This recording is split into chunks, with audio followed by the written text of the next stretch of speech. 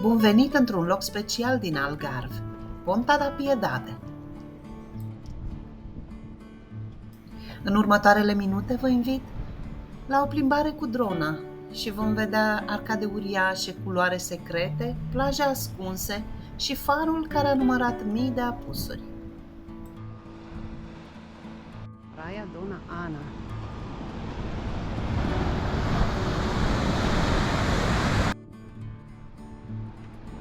După ploi, după astea ele sunt moale, știi? Da, e multă argilă, calcar moale, argilă întărită. Trebuie să coborâm, să mergem acolo, unde se vede promontoriul ăla. Suntem la marginea orașului Lagos din Algarve. Ponta da Piedade este un promontoriu sculptat de valuri în turnuri și ferestre către Atlantic și nu-i doar frumos, e chiar memorabil. De aici, de sus, ai poteci și platforme de lemn, iar jos sunt grote, golfuri, unde apa prinde culori imposibile.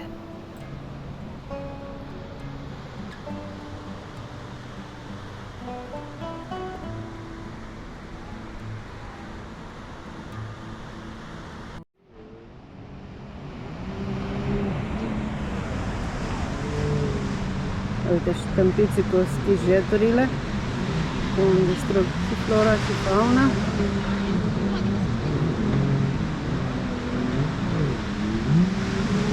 Nu mai e nicio pasăre, s-au speriat toate. Păi, care delfin? S-au dus naibii.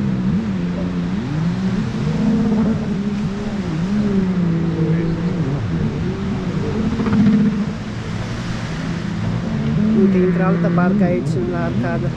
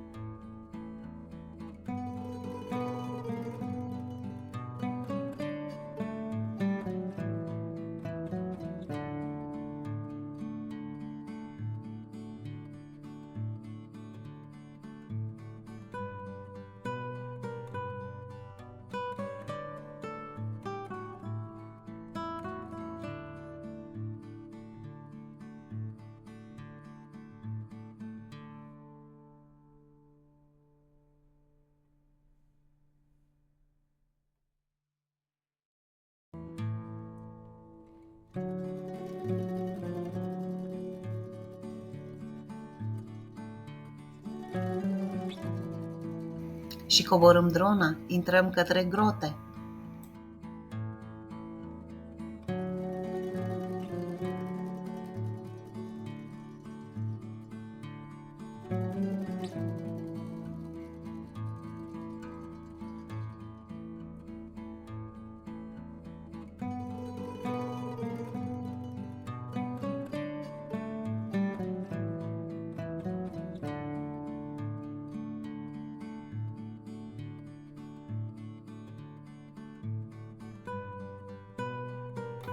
Partea de sus este pentru toată lumea, dar rămâneți alături de noi pentru că vă arătăm acest loc minunat dintr-o altă perspectivă, dintr-o filmare cu drona, din unghiuri pe care cu greu le-ai putea vedea altfel.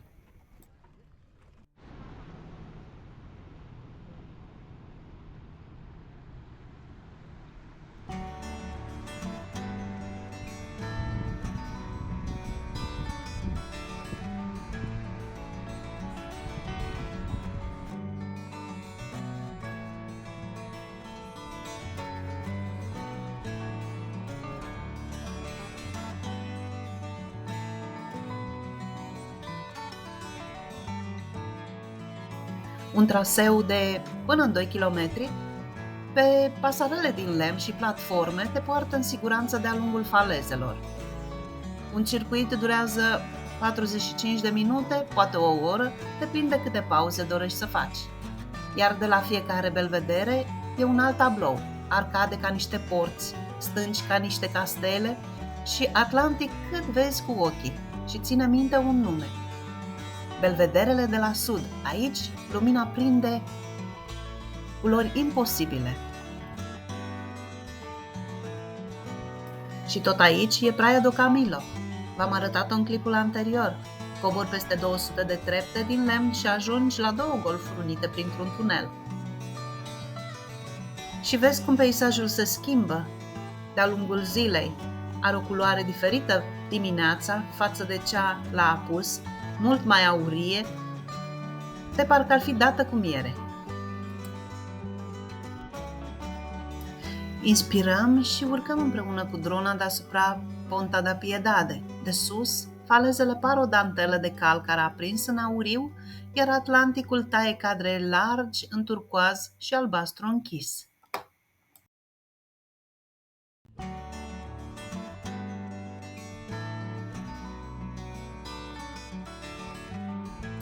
Uneori vara poți avea parte de apariții surpriză. Delfinii pot fi observați în larg, iar de pe belvedere îi poți vedea tăind linia apei.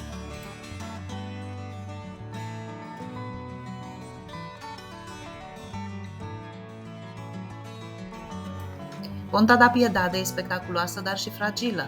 Păsări cuibăresc pe cornișe, iar plante trăiesc în vântul sărat și sub soarele puternic.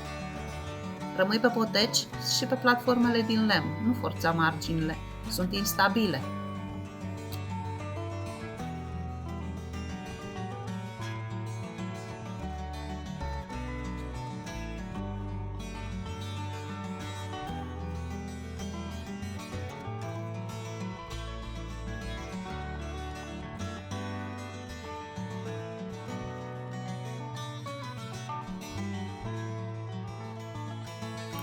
De ce arată locul acesta așa?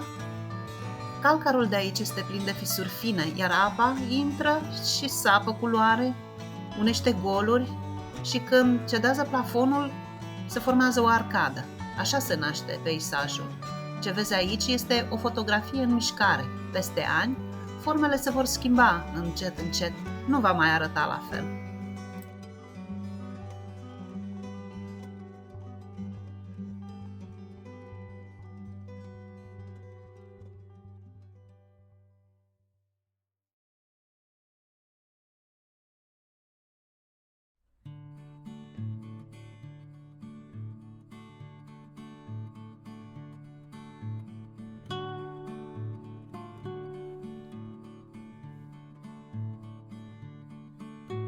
Sus, farul. Construit la începutul secolului al XX-lea pe locul unei capele, farul e semnătura zonei și fiecare far are un cod luminos pe care navele le recunosc din larg.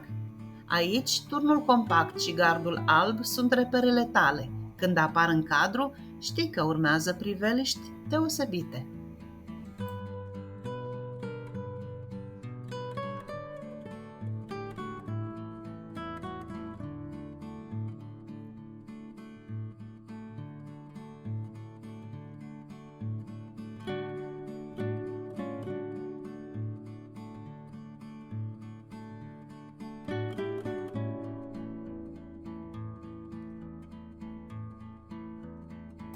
Vezi bărci strecurându-se pe sub arcade, caiace colorate care plutesc pe culoare înguste și pereți de calcar pictați cu lumină.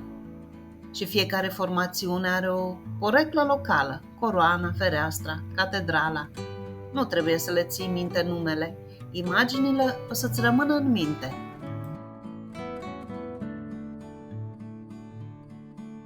Sunt zile în care marea scade și deschide un tunel îngust la baza unei arcade. Durează puțin, apoi dispare sub un val. Când e liniște, vezi prin el o mică lagună verde, ca un ochi de apă ascuns. Nu e de bifat cu orice preț. Dacă valul trage înapoi, rămâne doar un cadru frumos de la distanță.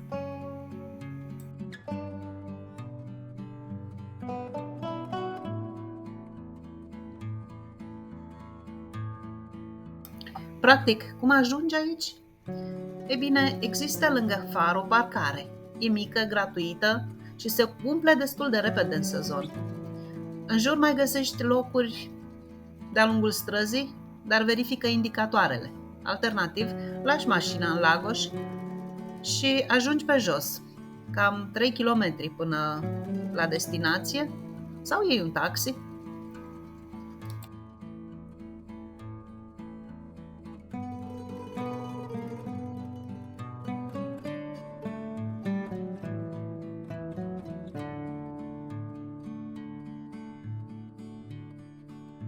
Fix aici, lângă far, începe o scară cu aproximativ 180 de trepte care coboară spre baza falezei.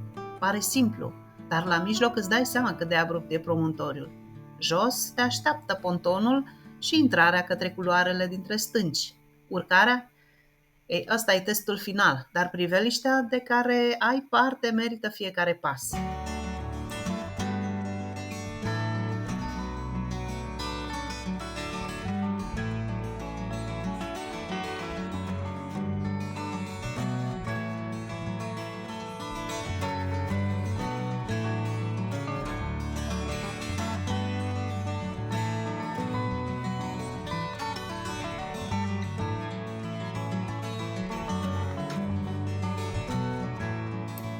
Dacă ai descoperi peisaje și arome interesante în Lagos, rămâi aproape.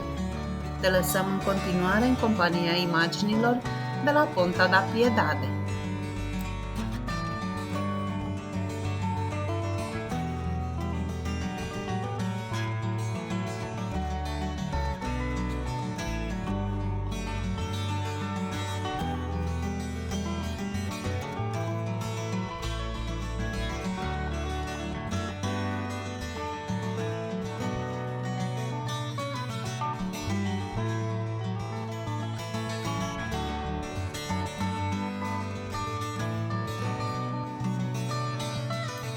Dacă te-au cucerit aceste peisaje, nu te opri aici. Apasă subscribe, dă-ne un like, pornește clopoțelul și lasă-ne un comentariu cu ce ai vrea să explorăm data viitoare. Și dă un share prietenilor care visează la Algarve. Ne vedem data viitoare. Mersi!